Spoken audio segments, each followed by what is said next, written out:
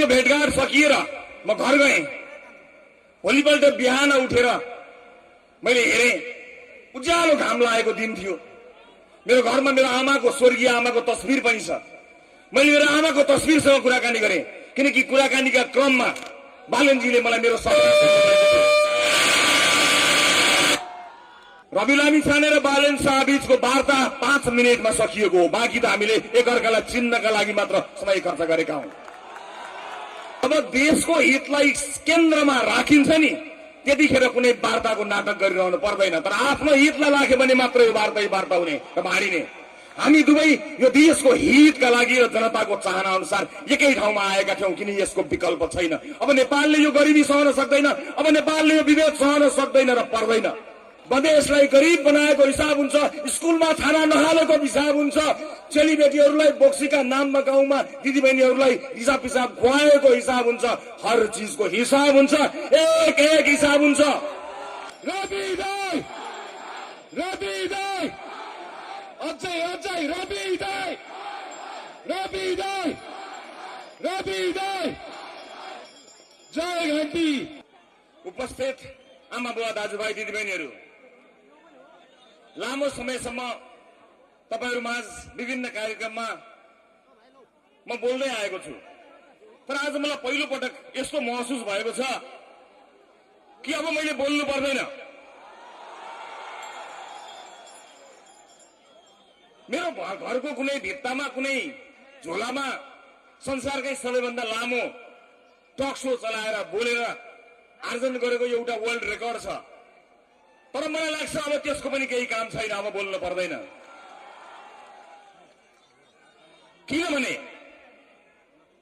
किनभने यस अघिको निर्वाचनमा राष्ट्रिय स्वतन्त्र पार्टीले एउटा बिउ रोपेर गएको थियो, उन्नत बिउ।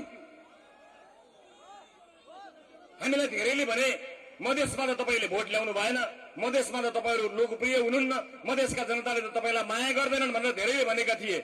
तर मलाई थाहा थियो कि मधेसले माया गर्छ, त्यसैले त मधेसले उन्नत बिउ रोपेको थियो र त्यो बिउ आज हुर्केर बढेर फल लागेर लह भएको छ। जसरी धानका बाला लह हुन्छ, आजको यो उपस्थिति त्यो हिजो रोपेको बिउ हो। यो बिउ मात्र होइन, यो बिउ मात्र होइन, तपाईका तमाम आँखाहरूमा देखिएको यो देशको सपना हो। यो सपनालाई अपदस्थ भएका मानिसहरूले खोसेका थिए, लुचेका थिए, लुकाएका थिए। अब त्यो सपना खोसेर लिन्छ मधेसले, अब त्यो सपना खोसेर लिन्छ देशले। आमा बुवा दाजुभाइ दिदीबहिनीहरू, मलाई सम्झना छ जब चितवनका जनताले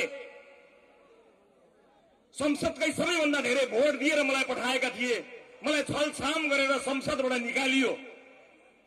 हिजो सबैभन्दा धेरै भोट ल्याउने सांसद भएको थिए, अब सबैभन्दा धेरै मत ल्याउने पार्टी बनेर संसदमा जानेछु।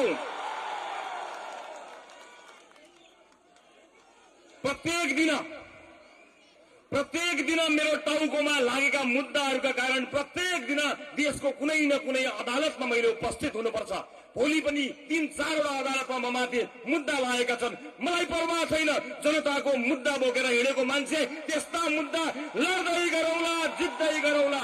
हारे हारिन्छ, जिते जितिन्छ। म आज धेरै बोल्दिन, म यति मात्र बताउँछु। जुन दिन म इतिहासलाई, म मधेसलाई एउटा कुरा दर्ज गराउन चाहन्छु।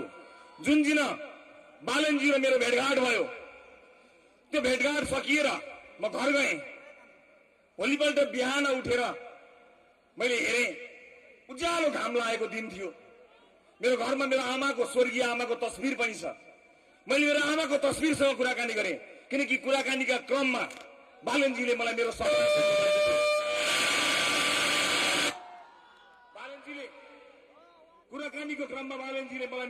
सोध्नु भएको थियो।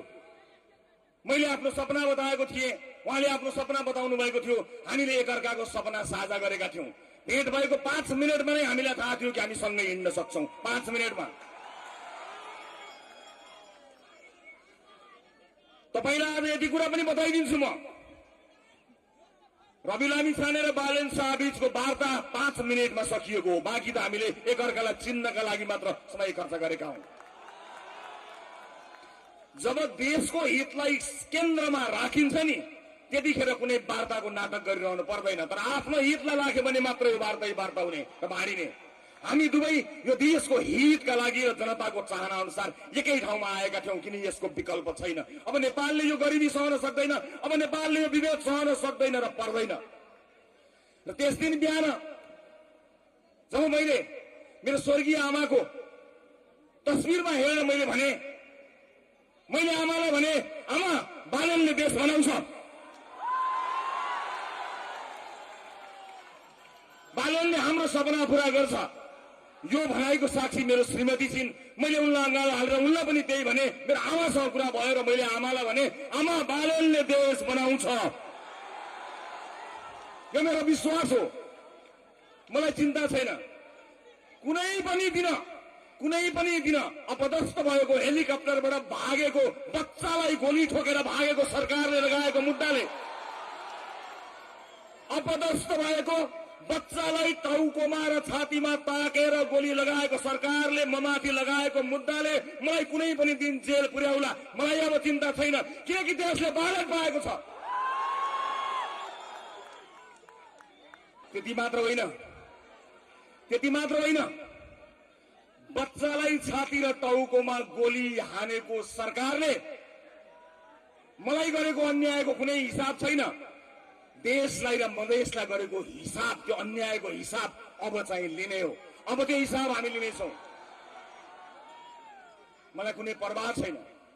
मलाई विश्वास छ यतिका मूर्धन्य नेताहरू यहाँ उभिनु भएको छ। जनताको यति ठुलो साथ पाएपछि अब चिन्ता गर्न पर्दैन। अब देश समृद्धिको बाटोमा अगाडि बढ्नेछ, सामाजिक न्यायको बाटोमा अगाडि बढ्नेछ।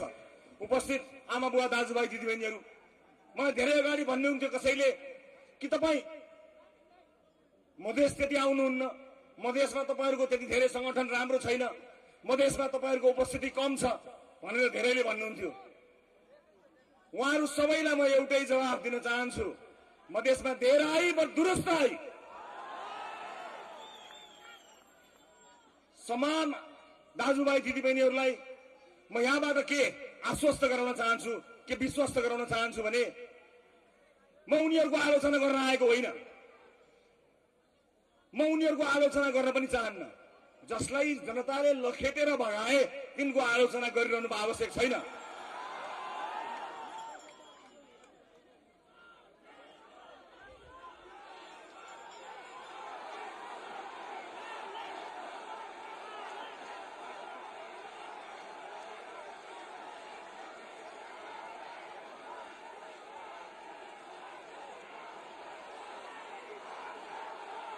कसैले आमा बुवा दाजुभाइ दिदीबहिनीहरू छोडिदिनुहोस्। हामीले कसैलाई देश छोड भन्न पर्दैन। देश छोडेर गएकाहरूलाई फिर्ता ल्याउन सक्ने कानून, नीति, नियम हामीले कायम गरौं। हामीले कसैलाई देश छोड भन्न पर्दैन। अब परेन देश छोड्न भयो। म यति मात्र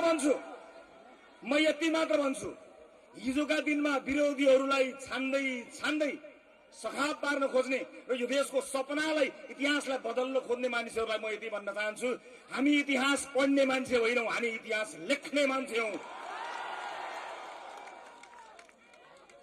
मधेसले अब इतिहास लेख्नेछ। यहाँ धेरै मानिसहरूले कोही पहाडवादी भए, कोही हिमालवादी भए, कोही मधेसवादी भए। अब यहाँ कोही मधेसवादी छैन, अब नेपालवादी, सबै नेपालवादी। यो देश बन्छ भन्ने कुराको सपनाको बीजारोपण गर्नुहुने बालेन्द्र शाहले एउटा प्रशासकीय अधिकृत माग्दा पाएनन्। यिनीहरूको मान्छे राज्यका भित्तामा कोठा चोटामा भर्ता गर्दा यिनीहरूलाई लाज भएन, देशलाई हरितन्नम बनाउँदा लाज भएन। तर जनताको लोकप्रिय मान्छेले एउटा प्रशासकीय अधिकृत पाएन। अब प्रशासकीय अधिकृत होइन, तिम्रो सत्ता फेर्ने हो र जनताको सत्ता स्थापित गर्ने हो। म यति भन्न सक्छु, तपाईको आँखा र तपाईको अनुहारमा हेरेर उपस्थित आमा बुवा दाजुभाइ दिदीबहिनीहरू, तपाईँ हामीले देखेको सपना अब पूरा हुन्छ। त्यो यात्रामा आजबाट हामी जोडिएका छौं र मलाई यो पनि विश्वास छ यो देशका लागि सपुत कहाँ छ भनेर खोज्दै जाने होइन, यो देशका लागि सपुत म हुन्छु भनेर अगाडि बढ्ने हो। अब त्यो यात्रामा हामी अगाडि बढेका छौं र म पुराना राजनीतिक दलका नेताहरूलाई प्रतिशोध हामीबाट हुन्न भन्ने कुरा ढुक्क पार्न चाहन्छु। तपाईका लागि झुटा मुद्दा लगाउँदै अदालतको ढोका चहार्दै हाम्रो सरकार जाने छैन, ढुक्क हुनुहोस्। तर देश लुटेर कमाएको एक एक पाइको हिसाब चाहिँ गर्नेछौं। अन्यायको हिसाब हुन्छ